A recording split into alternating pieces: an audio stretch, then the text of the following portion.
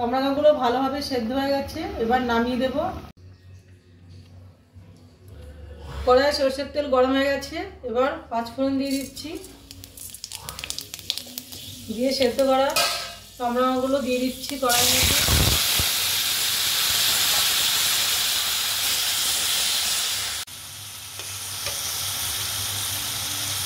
এবার পরিমাণ মতো লবণ দিয়ে দিচ্ছি, পরিমাণ মতো হলুদ দিয়ে দিচ্ছি।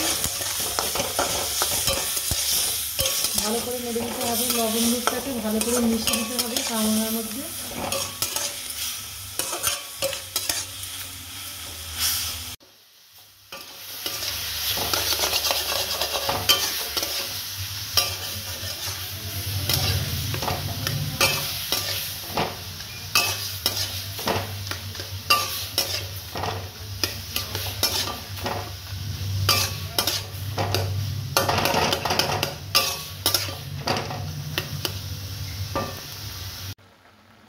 কামরাঙার মধ্যে পরিমাণ মতো জল দিয়ে দিয়েছি, এবার পরিমাণ মতো চিনি দিয়ে দিচ্ছি।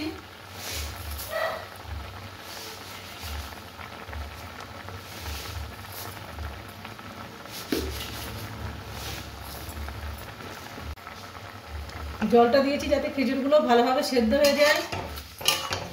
এবার ভালো করে চিনিটাকে মিশিয়ে দিচ্ছি।